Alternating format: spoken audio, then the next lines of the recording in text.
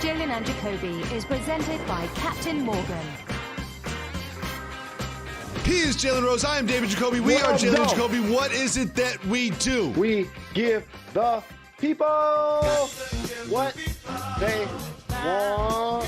A lot going on today. Lamar Jackson is back.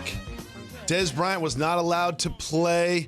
Michigan has forfeited their game against Ohio State, and Doug Peterson is trying to assassinate a Jalen. We will get into all of that, but we start with this. Two pieces of news regarding James Harden. Number one, he will show up in Houston. Look at that. Number two, he decided that he doesn't just want to go to the Nets. He's willing to go to the Sixers or another contending team. Jalen, what do you think about a potential deal from the Sixers that involves Ben Simmons and maybe some draft picks or another piece for James Harden? James Harden wants to get out of the West because the West is tough and it's getting more stacked by the day. In particular, it's by the Lakers, who've distinguished themselves as the clear-cut favorite to win it next year. If I'm the Philadelphia 76ers, I understand Daryl Morey wanted to acquire James Harden. There's a level of familiarity there. Same with the Nets and Mike D'Antoni being on the bench. There's a level of familiarity there. And why does that matter? Because they were around when James Harden had his career seasons, Jacoby. Daryl Morey was the one that brought him from OKC. Mike D'Antoni was the one that put the ball in his hands. And before you know it, he became a player to put up historic numbers. The most unique player that the game has seen, because he's the only player at some point of his career that's going to lead the league in total assists, total free throws made, as well as total three-pointers made. The only guy that's going to have that happen at some point of his career. However, right now, if I'm just looking at assets and I'm the Houston Rockets and I can get Ben Simmons for James Harden, listen to me, Jacoby. If I'm the Houston Rockets, I do trade James Harden for Ben Simmons. And if I'm the 76ers, I trade Ben Simmons for James Harden. Like, I think this is actually a good match. This seems like one that works for both sides. If you're the Houston Rockets, what do? We got a new coach. We got a new GM. We got a new point guard. We actually have some people that play center. We're changing everything. Let's get out with the old and in with the new and bring in Ben Simmons. If you're trading James Harden, who scores more points than everybody else in the league, who is an MVP candidate, who is a scoring leader, if you're trading him, you want something back.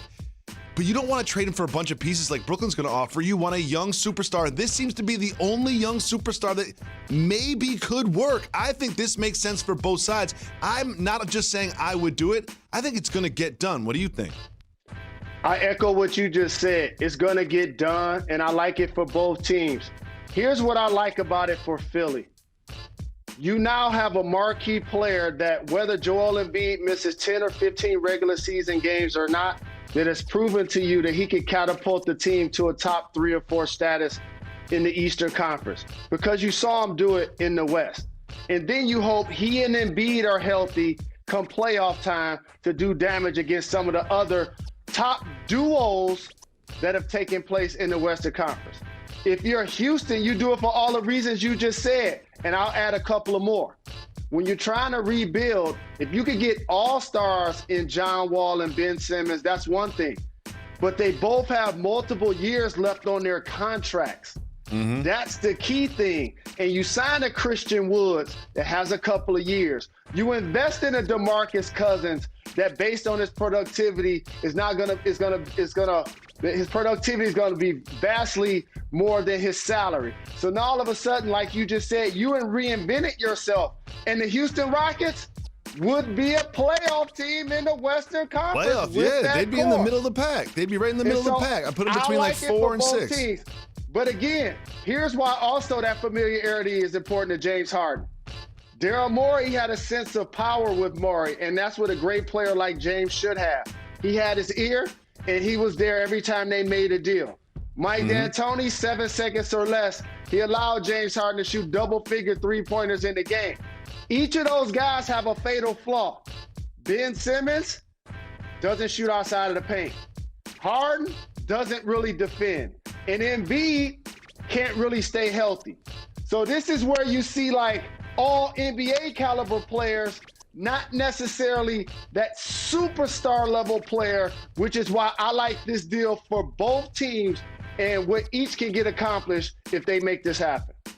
And one of the reasons I like this deal is there's so many duos in the NBA. And what do I like? I like complementary duos.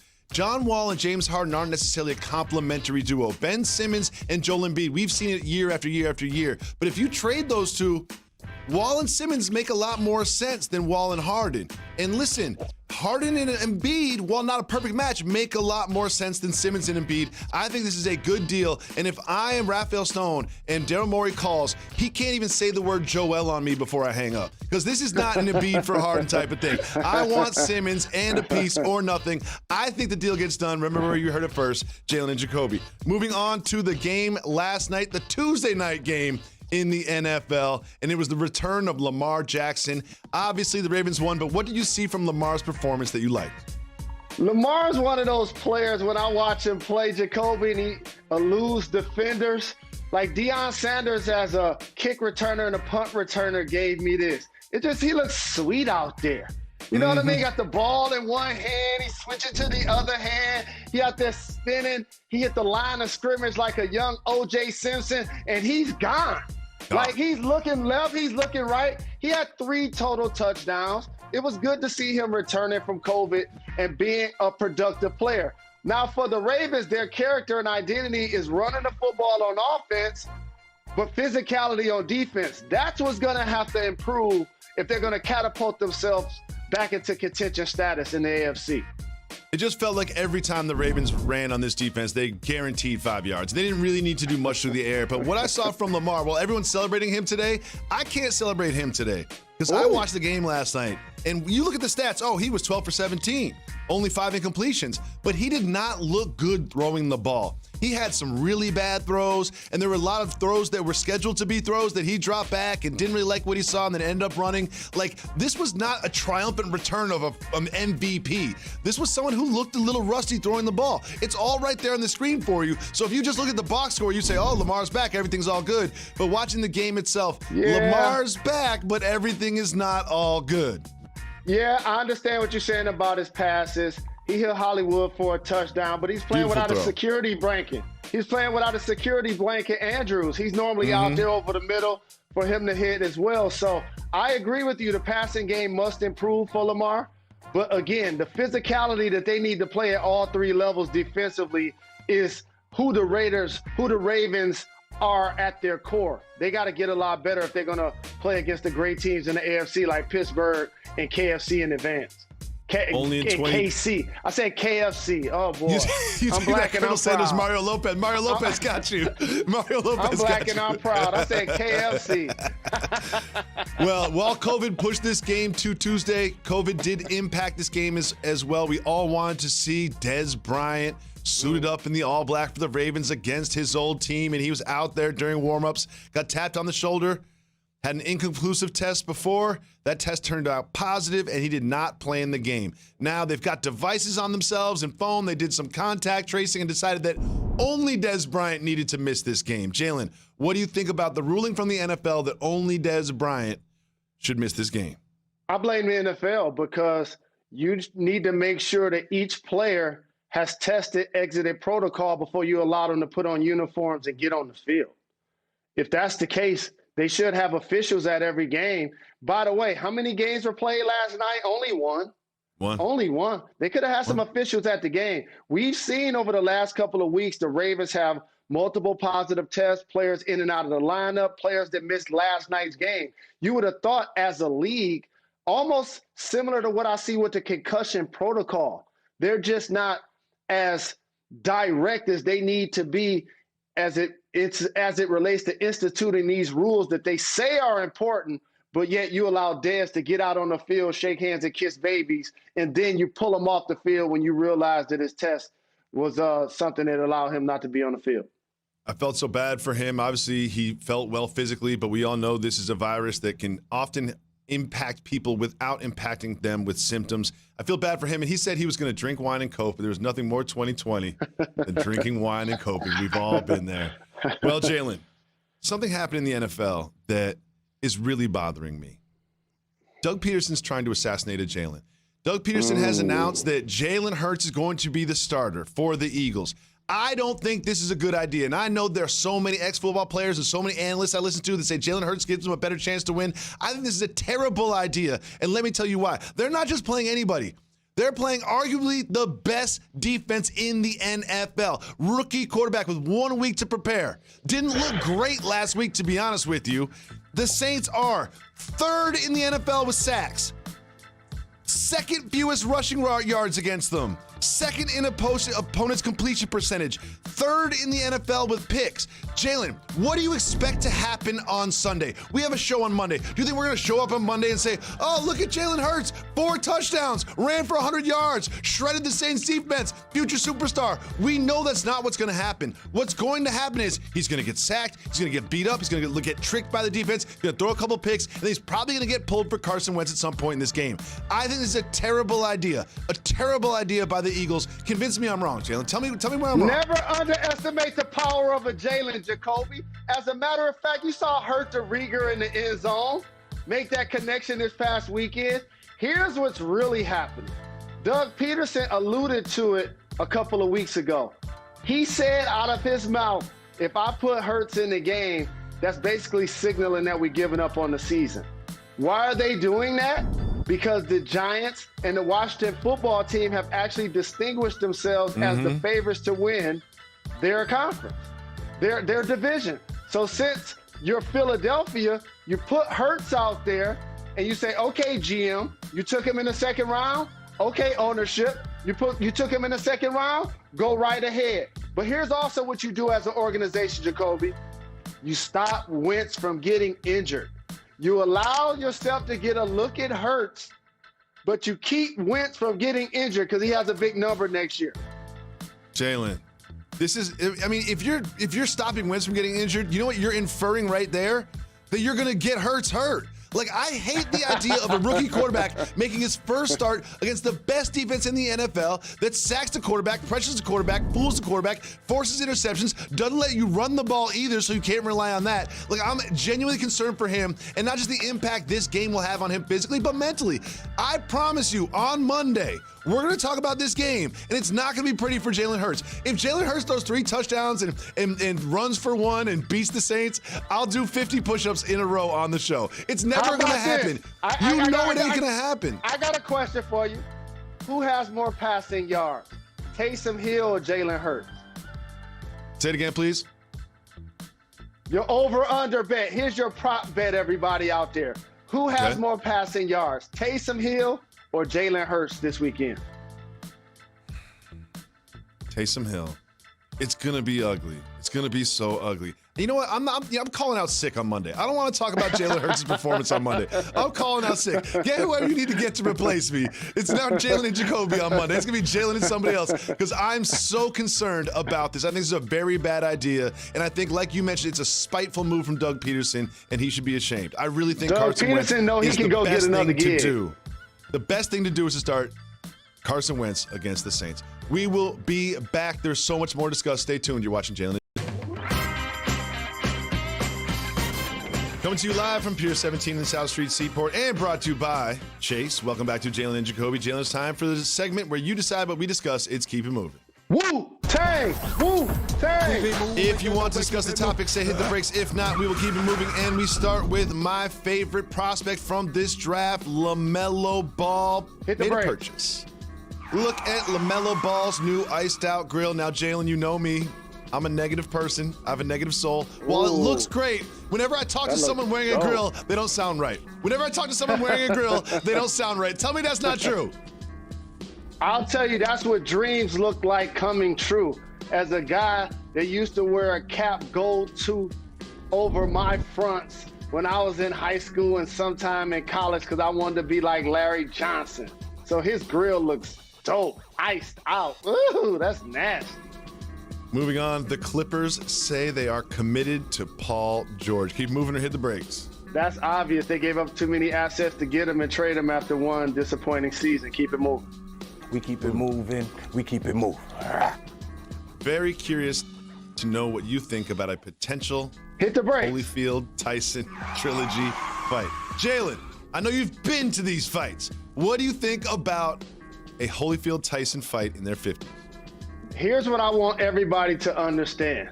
This is entertainment. When you see Mike Tyson, Roy Jones, Evander Holyfield, you're paying $50 to watch nostalgia like somebody having an appearance or an autograph signing. So many professions you can do for 40, 50, 60 years, including being a musician. You can perform those songs time and time again, where athletes have now become entertainers and celebrities in so many ways that can get top dollar. That's why you're gonna see Floyd Mayweather also participate. It's an appearance, Jacoby, and you're paying to see the entire card. And I can't front.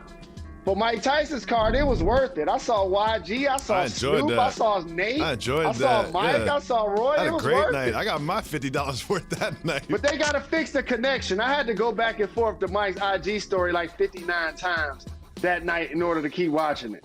Okay. Jalen, breakdancing will be an Olympic sport en Paris in 2024.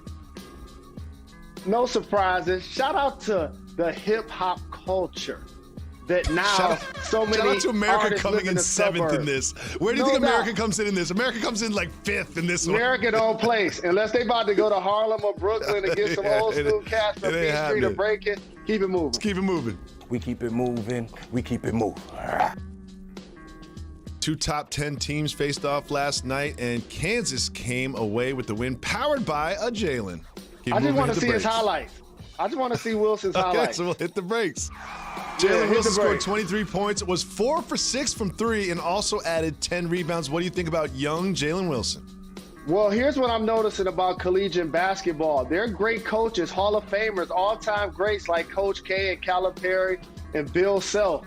But while they're great coaches, you know what they are? Amazing, terrific, wonderful, fantastic recruiters. And you see when they don't necessarily have all of the McDonald's All-Americans on each of their teams, they can struggle like the rest of the teams across the love it. country. Great to see Jalen put up big numbers, I balling love- for Kansas, hitting 4 threes. I love how Duke lost a bunch of games at the beginning of the season. Coach K's like, are we sure we should be doing this? You know, if they're undefeated, he's not saying that. Moving on, we have a diminutive man who is absolutely crushing Hit the break. NCAA basketball. Hit the This is break. Jalen's guy, Darnell Rogers, 5'2" and putting up buckets. Celebrate this young man, Jalen. All I want to know is this. If y'all ever need some Darnell Rogers highlights, make sure y'all come to Jalen and Jacoby. You know our guys, Nas Carter. You know Sabrina Ionescu was our girl in collegiate basketball. This is my new guy. Look at him, Jacoby, 5'2", has all of the requisite skills, can dribble, pass, and shoot. He got that leaner, he got that mid-range. That is my guy right We'll there. be Look giving at him you putting in all the work. Darnell Rogers highlights all season long. If he goes 3 for 15, we're showing you those 3. Big shout to Darnell Rogers, 16 points, 4 for 6 from 3. Lefty. 8 Bang. rebounds. 8 rebounds. Jalen, I think that's the high for your career, dog. That's the high for your career, and you're 6'8". Big shout to Darnell Rogers. Moving on, Jalen, while we're celebrating your career, some young women got together and Hit the did the break. same. Jalen, we will hit the brakes here. The Tyler women's basketball team, in an homage to the Fab Five, took this photo. That is love. So very humble. So now the same thing, Jacoby. We talked about collegiate basketball, football, the NBA, the NFL. Let's give the ladies some love. Shout to UT Tyler women's basketball. That's an iconic picture. We're going to support y'all all year. We appreciate the salute. Absolutely. Jalen, and finally, there's a unique way to get booze on Michael Jordan's golf Hit the course. brakes. Hit the brakes. Hit the brakes on this. Jalen, Michael Jordan has a golf course, and it's brand new. It's just been open. It's lovely. And if you want to get a drink or a snack there, they will deliver it straight to you, not via the cart girl, but via a drone. Jalen, you know I love to golf, and you know I like an adult beverage while I'm out there on the course. What do you think about drone deliveries? I think having beverages are personal. That's why when you go to the bar or to the restaurant, you know, the bartender, the waitress, these people become your best friends. The bus people, like you get used to them, the security, the attendants. You know, it makes the experience a little cold. It's kind of like drinking at home by yourself and having nothing to do. So I understand that you want to toss up out on the golf course, but I want some human interaction so I can leave a tip. I want to leave a big tip to a human being. Well, let me just say, drinking at home by ourselves is what we've all been doing all 2020 long. When we come back, we will finally discuss how your Michigan Wolverines quit and forfeited their game against the Ohio State Buckeyes. And wait a second, Harbaugh's getting a extension? We'll talk about that dumpster fire program right after this.